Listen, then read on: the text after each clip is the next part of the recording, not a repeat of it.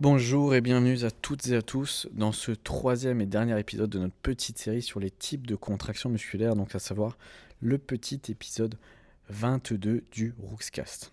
Ok. On a vu l'isométrique dans l'épisode 1, on a vu le concentrique dans l'épisode 2, et forcément, qu'est-ce qu'il nous reste?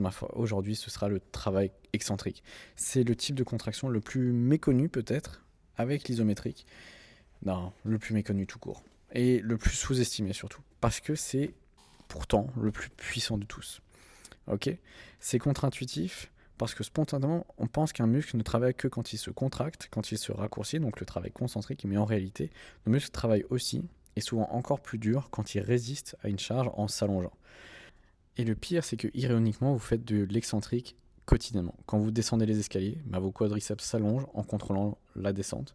Quand vous posez délicatement un objet lourd au sol, plutôt que de le lâcher, vous faites de l'excentrique. Quand vous vous asseyez lentement sur une chaise, pareil, c'est de l'excentrique, etc., etc. Quand vous réceptionnez un saut, encore une fois, c'est de l'excentrique.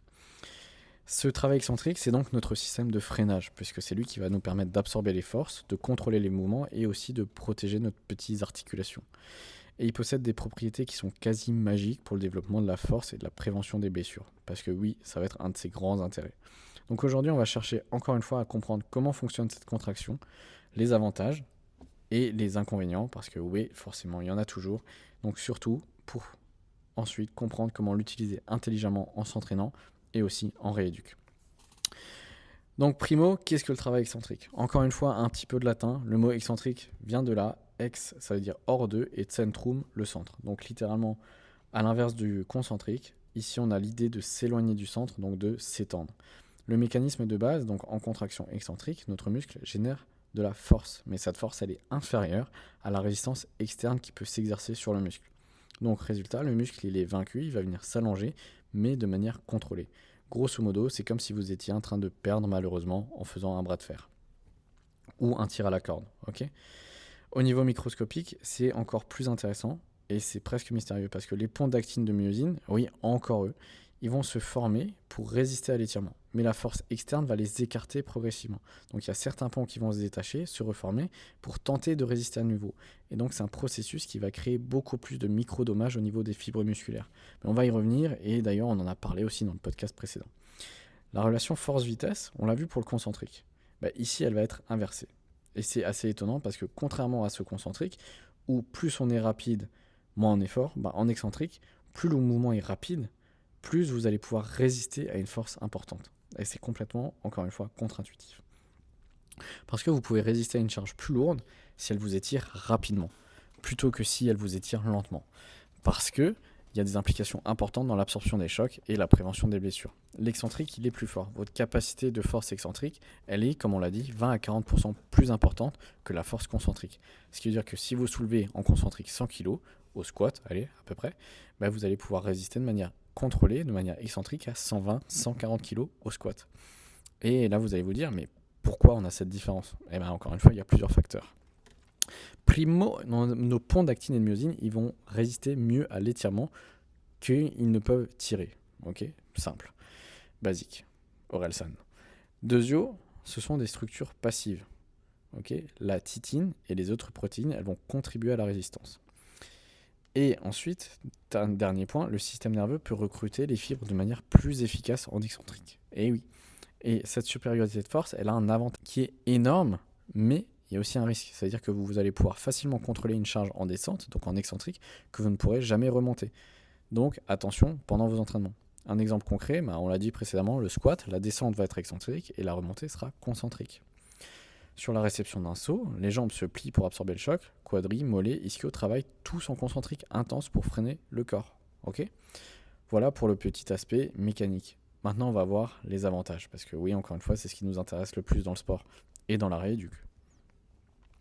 Primo, on l'a dit, on le répète, force max, plus importante, 20 à 40% plus de force en excentrique. Ça signifie que si vous pouvez utiliser des charges supramaximales, donc au-delà du max en concentrique, vous allez pouvoir mieux stimuler vos muscles. Cette surcharge, elle va créer des adaptations neurologiques puissantes. Votre système nerveux, il apprend à recruter plus de fibres en même temps, simultanément, à mieux les coordonner et à générer plus de force. Donc ces adaptations, elles se transfèrent au concentrique. Le résultat, il est simple, c'est que l'excentrique, il est probablement la méthode la plus efficace pour gagner en force brute. Point à la ligne, tout simple. Voilà pour la force. Ensuite, l'hypertrophie, donc la prise de muscle. L'excentrique va créer beaucoup de micro-dommages au niveau des fibres musculaires, on l'a dit plus haut. Et ben, ça semble négatif, mais en vérité, c'est un stimulus puissant pour la croissance musculaire. Pourquoi ? Simplement parce que ces micro-lésions, elles vont déclencher une réponse de réparation et d'adaptation. Votre corps, il va reconstruire le muscle plus fort, plus gros, pour mieux résister la prochaine fois à une contrainte. Il y a de nombreuses études qui vont montrer que l'excentrique produit autant, voire plus d'hypertrophie que le concentrique. Et parfois avec moins de volume d'entraînement. Donc, grosso modo, c'est tout bénef. Faites de l'excentrique. On a aussi un allongement des fascicules musculaires. L'entraînement excentrique régulier peut littéralement allonger vos fibres musculaires. Alors vous allez me dire, mais c'est quoi ça ? Au niveau des sarcomères, les sarcomères, c'est les unités contractiles dans les muscles. Ils vont se former en série. Ils vont allonger la fibre. Et pourquoi c'est important ? Parce que finalement, vous allez me dire, oui, c'est super, merci. Mais qu'est-ce que ça va m'apporter ? Des muscles plus longs peuvent générer plus de force sur une plus grande amplitude. Voilà, là, ça devient intéressant. Ça peut aussi améliorer derrière la flexibilité, la souplesse. Parce qu'un muscle est plus long, donc plus simple. Et ça nous permet de mieux protéger contre les blessures musculaires. Parce qu'un muscle plus long va mieux résister à l'étirement. Et donc, je vous vois venir, mieux aux déchirures musculaires. Et là, vous comprenez pourquoi c'est vraiment intéressant. Et c'est pourquoi c'est super pour les ischios. Et c'est super pour nos petits adducteurs. N'est-ce pas les footeux ? Et on en vient à la prévention des blessures. Et c'est probablement l'avantage le plus important en pratique. Parce que la majorité des blessures musculaires surviennent pendant des contractions excentriques. La déchirure des ischios en sprint, les adducteurs au foot, le biceps en course, le biceps fémoral, pas le biceps brachial, je vous vois venir. Pourquoi ? Parce que c'est pendant l'excentrique rapide que le muscle est le plus vulnérable. Et bonne nouvelle, un entraînement excentrique régulier va clairement juste vous protéger de ces blessures. On a le fameux programme Nordic Hamstring qui va permettre de réduire les déchirures de 50 à 70% chez les footeux. Voilà, c'est tout. Le mécanisme, il est simple encore une fois. Les muscles sont plus forts en excentrique, donc ils ont une plus grande capacité d'absorption. Les fibres sont plus allongées, donc on a une meilleure résistance à l'étirement. Et tout ça mélangé, ça donne une meilleure capacité du système nerveux à coordonner le freinage et à résister à une charge pendant les matchs, pendant les entraînements, pendant les compètes. Et derrière l'excentrique, il n'a pas une action que au niveau du muscle, il va aussi avoir une action au niveau du tendon. Parce que tout comme il sollicite énormément les muscles, il va solliciter énormément nos tendons. Ça peut sembler un peu risqué, mais c'est juste thérapeutique, c'est de la prévention. Pour les tendinopathies chroniques, donc persistantes, l'excentrique lourd et lent, c'est devenu très intéressant. Pourquoi ça marche ? Parce que l'excentrique va stimuler le remodelage du tendon. Il va permettre une amélioration au niveau de l'alignement des fibres de collagène, et il a aussi des effets analgésiques, un peu comme l'isométrique. En plus de ça, il va nous permettre aussi de renforcer cette jonction entre le muscle et le tendon. Donc en rééduque, c'est très intéressant. Il est aussi très économe en énergie. C'est surprenant, mais c'est vrai. Parce que l'excentrique consomme moins d'énergie, donc d'ATP, c'est ce qui nous permet de contracter les muscles, que le travail concentrique pour une même charge. Vous allez pouvoir produire plus de force avec moins de coûts métaboliques. Et c'est pourquoi descendre une montagne, c'est moins fatigant au niveau cardio, et je dis bien au niveau cardio, que de la montée, même si les muscles souffrent tout autant, voire plus le lendemain, parce qu'encore une fois, l'excentrique va générer plus de micro-dommages. Et tout ça, ça a aussi un lien avec l'absorption et la dissipation des forces, parce que l'excentrique, on l'a redit et on le répète, c'est un peu notre système de freinage, d'amortissement. Il va protéger nos articulations en absorbant les chocs et en dissipant progressivement l'énergie. Et donc, sans capacité excentrique suffisante, chaque réception de saut, chaque pas en course, etc., ça pourrait être un traumatisme pour le corps. Donc l'excentrique, grosso modo, c'est plus correct, c'est votre airbag musculaire. Si vous n'avez pas une capacité excentrique suffisante, derrière, vous n'allez pas avoir de capacité physique tout court. Et vous allez avoir des impacts à long terme au niveau articulaire, au niveau ligamentaire, etc. Et pour certains sports, il est très spécifique. Les sports avec beaucoup de décélération, des changements de direction, des sauts, etc. Donc tout ce qui est foot, basket, tennis, rugby, trail, ski, combat, sport de combat, donc on pense forcément au MMA, au jiu-jitsu brésilien, ces athlètes, ils doivent s'entraîner spécifiquement en excentrique, parce que ça va être un peu le gold standard. Autre chose, ça va être les inconvénients. Et oui, parce qu'il a beau avoir plein d'avantages, notre excentrique, il y a forcément un coût derrière, et il va falloir le respecter. Comme on l'a dit, l'excentrique va créer beaucoup de micro-dommages musculaires, bien plus que le concentrique ou que l'isométrique. Et bien c'est dommage, c'est le prix à payer pour les adaptations. La conséquence, ça va être des courbatures qui vont être plus intenses, des douleurs à l'étirement et à la contraction par la suite, et surtout une perte temporaire de force parce que il y a moins de fibres musculaires. Donc si vous n'êtes pas habitué ou que vous faites beaucoup d'excentriques, vous allez juste souffrir quelques jours. C'est pas dangereux, mais c'est très inconfortable et il faut savoir que le temps de récupération va être plus long et que derrière, vous n'allez pas pouvoir faire de l'excentrique tous les jours avec les mêmes muscles et que la récupération atypique va se compter en jours et pas seulement en heures. Ok. La bonne nouvelle, c'est qu'après une première session d'excentrique, votre muscle s'adapte rapidement. La deuxième session, elle va créer beaucoup moins de dommages et de courbatures. C'est l'effet repeat bout, donc l'effet de bout répété. Votre muscle se souvient et juste se protège mieux. Et cette adaptation, elle va durer un certain temps. Au niveau application pratique, c'est juste, tout simplement, et comme pour tout le reste, qu'il va falloir être progressif sur l'introduction de l'excentrique ou d'une nouvelle manière dans vos entraînements.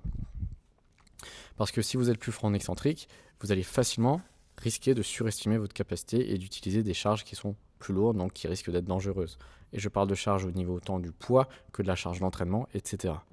Et c'est encore une fois une question de progressivité, parce que vous allez devoir chercher à contrôler parfaitement en descente, donc en excentrique, votre mouvement, et petit à petit augmenter la charge et ne pas y aller d'un coup comme un bourrin. Le problème de tout ça, c'est que juste après une session d'excentrique, pendant plusieurs jours, votre performance, elle va diminuer. Et c'est pas un problème. C'est juste que c'est pas le moment de faire une compète. Ou c'est pas le moment surtout de faire de l'excentrique avant une compète. Donc planifiez vos entraînements en conséquence, loin des événements importants. Et encore une fois, ne faites pas d'excentrique si vous avez une blessure aiguë, une blessure musculaire que vous allez juste aggraver. On l'a dit, ne faites pas d'excentrique juste avant une compète. Ne faites pas non plus si vous êtes très courbaturé parce que vous allez en rajouter, etc. etc. Et l'excentrique, il est juste tellement efficace qu'il est tentant d'en faire beaucoup. Mais c'est aussi très coûteux en récup, comme on l'a dit. Donc, moins, c'est souvent juste plus avec l'excentrique. Une petite dose régulière vaut mieux qu'une grosse dose occasionnelle. Retenez bien ça. Parce que, encore une fois, il est complémentaire. Vous n'allez pas juste faire de l'excentrique pendant toute une séance. Vous allez faire de l'excentrique, du concentrique et de l'isométrique. Ou du moins mettre l'accent sur chacun pendant une séance. Et c'est là où on en vient. Comment et quand utiliser notre fameux travail excentrique ? Pour le gain de force, encore une fois, les paramètres, ça va être une charge supramax de 100 à 120% de la ARM concentrique. Et la durée de la phase excentrique, elle va être contrôlée, lente, encore une fois, de 3 à 5 secondes. Mais derrière, ça va impliquer des répétitions faibles de 2 à 4 répétitions parce qu'on va juste être cuit. Mais derrière, encore une fois, un nombre de séries plus important, 3 à 5 séries. Et on va pouvoir faire ça 1 à 2 fois par semaine, max par groupe musculaire, une fois sans doute que les entraînements seront plus réguliers et que les premières courbatures seront passées. Ok, l'inconvénient, c'est que ça nécessite l'aide de quelqu'un pour la phase concentrique, un par heure, des élastiques ou que ce soit réalisé à la machine. Ok.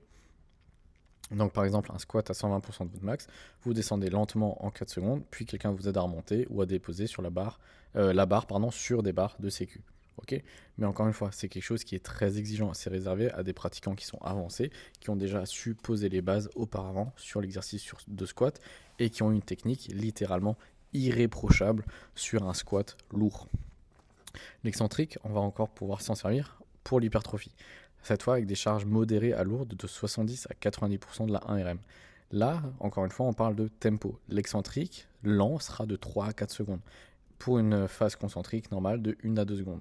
Des répétitions un peu plus longues, ou du moins un nombre de répétitions plus long de 6 à 10, et des séries de 3 à 4, 1 à 2 fois par semaine, encore une fois. Et en plus de ça, on peut rajouter des techniques supplémentaires. On va avoir un excentrique accentué. On va utiliser plus de poids en descente qu'en remontée. Par exemple, un pareur va ajouter du poids sur la barre pendant la descente et le retirer pour la montée. On va avoir le tempo excentrique, donc celui qu'on a dit précédemment, où on va volontairement ralentir la descente dans les exercices, entre 3 et 5 secondes de descente. Et ensuite, on va utiliser les négatives, donc utiliser un poids que vous ne pouvez pas soulever, mais seulement contrôler en descente, qui nécessite encore une fois de l'aide pour le remonter. Et c'est pour ça que de la même manière, c'est des exercices qui nécessitent une technique fortement avancée, et ce sont des techniques qu'on ne va pas indiquer pour des débutants. Ok ? Ensuite, en ce qui concerne tout ce qui est rééducation et kiné, on ne va pas vous donner de protocole forcément ou d'exercice spécifique puisque ça dépend du stade auquel vous êtes et de la localisation. Par contre, pour tout ce qui est tendinopathie, donc la rééducation des tendons, au niveau principes généraux, ce qu'on peut vous dire, c'est que il y a l'excentrique lourd et lent qui sera intéressant de développer avec un volume élevé, donc c'est-à-dire beaucoup de répétitions et une fréquence élevée, plusieurs fois dans la journée si possible et surtout quotidiennement. La progression forcément elle doit être graduelle et la charge va augmenter jour après jour et surtout semaine après semaine. C'est valable pour tout ce qui est tendon d'Achille, tendinopathie patellaire, pour les épicondylites, etc., etc. On va commencer doucement avec un haut volume et incrémenter au niveau du poids pour arriver sur quelque chose de lourd puisqu'on est censé développer du collagène. Et donc c'est pas avec des poids de 1 ou 2 kg qu'on va forcément y arriver. Voilà. Pour tout ce qui est post-blessure musculaire, donc après la phase aiguë, où on a fait de l'isométrie doux, bien évidemment, si vous avez bien suivi le premier podcast, l'excentrique va être introduit également progressivement. Dans la première phase, il va être léger et lent. On sera sur du 30% de capacité avec 5-6 secondes d'excentrique. En phase 2, par contre, on va avoir une augmentation progressive de la charge. Et on va aller sur un 50%. Et en 3, forcément, l'excentrique sera plus rapide. Et on va se rapprocher des demandes sportives avec une simulation du mécanisme lésionnel. En phase 4, ça va être de l'excentrique fonctionnel. Des sprints, des changements de direction. Également pour reproduire le mécanisme lésionnel, donc généralement le mouvement dans lequel le muscle a lâché. Le but, c'est aussi de lever l'appréhension généralement chez le sportif. En gros, c'est ça, l'excentrique va revacciner le muscle contre les blessures futures. En prépa physique, et c'est purement la continuité de tout ce qui est rééducation et kiné, par exemple, au début de la saison, le but va être d'introduire progressivement de l'excentrique pour créer l'effet repeat bout et protéger pour la saison. Et pendant la saison, on va avoir une dose d'entretien hebdomadaire à peu près une fois par semaine avec un volume réduit, mais pour maintenir la protection sans qu'il y ait une fatigue excessive due à l'accumulation des entraînements et des matchs. Et en hors saison, ça va être la période idéale justement pour introduire un excentrique plus intensif et un développement de force associé. L'introduction, comme on l'a dit, elle sera progressive. Donc par exemple pour les débutants, la première semaine, on va ralentir simplement la phase descendante, donc l'excentrique des exos habituels. On va passer par exemple sur 3 secondes, un volume normal, et on va voir comment le corps réagit. Et sur les semaines 2-3, si les courbatures étaient gérables, donc il n'y a pas eu trop de lésions musculaires, on va maintenir et augmenter légèrement le tempo, passer à 4 secondes. Et après, au bout de 4 semaines, on va introduire des exercices excentriques plus spécifiques, plus importants au niveau des contraintes, comme du Nordic hamstring ou du Razor Curl si on parle des ischios. Mais toujours en commençant léger et en commençant une fois par semaine parce que, comme dit, il y aura encore d'autres exercices, d'autres charges de travail qui seront associées. Au niveau conseil et pratique essentiel, ce que vous pouvez retenir, c'est qu'il va toujours falloir contrôler. L'excentrique, il doit être contrôlé. Jamais de chute libre, parce que c'est pas du tout le but. Et si vous perdez le contrôle, c'est juste que c'est trop lourd et qu'il va falloir décharger et mettre l'ego de côté, principalement. N'oubliez pas de respirer aussi pendant la phase excentrique. On ne cherche pas à bloquer la respiration lorsqu'on travaille dessus, du moins quand on n'est pas spécifique sur certains sports. Et comme dit, la sécurité prime sur tout le reste, parce qu'on travaille avec des charges supramaximales, donc toujours avoir des sécu à côté, et ne pas avoir trop lourd, commencer petit à petit, n'oubliez pas la gamme montante, etc. etc. Et encore une fois, et ça va avec la sécurité, on va chercher à écouter son corps. Donc si les courbatures sont légères, c'est normal, s'il y a une douleur, c'est pas normal. Apprenez bien à faire la différence entre les courbatures, les douleurs, etc. Et on n'oublie pas d'être patient parce que les adaptations dues à l'excentrique prennent du temps. Et ça se compte en semaines et pas en jours. Et on est plutôt sur l'ordre de 1 mois à 1 mois et demi minimum avant d'avoir les premiers retours. Donc tranquille, n'abandonnez pas, ça va venir petit à petit. Et niveau nutrition et récup, parce que c'est aussi important et on n'en parle pas suffisamment, l'excentrique il est catabolique, c'est-à-dire qu'il est destructeur de tissus. Donc assurez un apport en protéines suffisant et en sommeil suffisant, mais tout ça c'est dans les podcasts précédents qui concernent la micronutrition et le sommeil. Et oui, on a pensé à tout. Donc voilà, on arrive à la fin de cette série. On va rappeler un petit peu l'essentiel des 3 types de contractions qu'on a vus, à savoir isométrique, concentrique et excentrique. Donc primo, pour l'isométrique, il va vous donner de la stabilité et du gainage, de la force à des angles spécifiques, ceux auxquels on a travaillé forcément. Ça va être le point de départ en rééduc parce qu'il est sûr et qu'on peut beaucoup plus facilement gérer la douleur. Et c'est aussi un travail de force sans stress articulaire. Pour le concentrique, il va vous donner puissance et explosivité, avec une force plus fonctionnelle, forcément, et il va nous permettre de travailler l'hypertrophie via le stress métabolique. C'est celui qu'on retrouve généralement dans tout ce qui est mouvement et gestes sportifs, bien évidemment. Et pour le dernier, l'excentrique, celui qu'on a vu aujourd'hui, donc c'est celui qui va nous permettre de développer notre force max, la force maximale, de nous permettre également une protection contre les blessures et un renforcement des tendons, c'est associé, et également un travail d'hypertrophie via les dommages musculaires importants qu'on va pouvoir créer entre guillemets avec ce type d'exercice. Mais on rappelle encore une fois que dans un mouvement complet, les trois coexistent encore une fois. On va avoir de l'isométrique, avec par exemple une stabilisation du tronc pendant tout le mouvement, un excentrique où on va avoir une descente, un freinage, l'isométrique bas où on va avoir une micro-pause avec le point de transition quand on remonte sur le squat, et le concentrique avec la montée, la propulsion et tout ce qui est accélération. Donc un programme équilibré va intégrer les trois avec la base sur des exercices complets qui comprennent les trois phases, comme le squat, le meilleur exercice bien évidemment, et on peut avoir des portions de spécialisation avec des emphases sur un type en fonction de l'objectif. Donc pour des athlètes explosifs, ça va être un accent sur le concentrique rapide. Dans le cas d'une prévention de blessure ou d'une prépa physique post-blessure, ça va être un accent sur l'excentrique spécifique. Et dans le cas de la rééduque, si vous avez bien retenu, ça va être forcément de l'isométrique, puis du concentrique léger, puis de l'excentrique progressif. Donc encore une fois, on le répète, ne négligez aucun type de contraction, respectez les particularités de chacun et utilisez justement stratégiquement pendant vos entraînements et pendant les différentes phases de la saison. Voilà, on est au terme de la série de ces 3 petits épisodes sur les contractions musculaires. Maintenant que j'espère que vous comprenez que vos muscles, ce ne sont pas juste des petits câbles qui tirent, c'est des systèmes qui sont sophistiqués, où il y a plusieurs modes de production de force. Chaque mode est important, l'isométrie pour la force immobile, avec une fondation de la stabilité, le gardien de vos articulations, le premier pas aussi de toute rééduque. Oui, je me répète, mais c'est important. Au niveau du concentrique, ça va être la force en action, grosso modo. C'est le moteur de vos mouvements, le constructeur de la masse musculaire et aussi le producteur principal de la puissance. Et pour l'excentrique, c'est entre guillemets cette force invisible, celui qui va vous protéger des blessures, qui va aussi vous permettre de générer une force max et qui va vous permettre de guérir et d'entretenir tout ce qui est tendons, ligaments et autres structures passives. Chacun a ses avantages, chacun a ses limites, mais chacun a surtout sa place au niveau de vos entraînements. Donc comprendre ces mécanismes, ça va vous permettre de vous rendre plus intelligent dans vos choix, puisque maintenant vous savez pourquoi certains exercices créent plus de courbatures. Vous allez comprendre pourquoi la planche peut être importante pour le dos et pas pour les abdos, enfin pas que, et réaliser pourquoi le Nordic Hamstring, c'est le meilleur exercice pour les ischios. Non, je rigole, un des exercices très importants pour les ischios, et pourquoi ça sert à rien de le mettre de côté, même si au début on est nul, comme tout le monde, ok ? Donc que vous soyez athlète, coach, kiné ou juste le but de ces podcasts, à savoir quelqu'un qui s'intéresse à ses entraînements, comment s'entraîner intelligemment, on espère que tout ça, ça vous a permis d'en apprendre un peu davantage. On vous laisse expérimenter, ralentissez bien vos phases excentriques, ajoutez des pauses, de l'isométrique, explosez sur vos concentriques, amusez-vous avec tout ça, variez, progressez, et vous allez voir que votre corps, c'est juste encore une fois une merveilleuse machine d'adaptation. Donc, merci de m'avoir écouté sur cette série de podcasts. N'hésitez pas à laisser un petit commentaire, quelques étoiles, peu importe le support sur lequel vous écoutez. Et on se retrouve la semaine prochaine pour un nouveau petit podcast. À bientôt.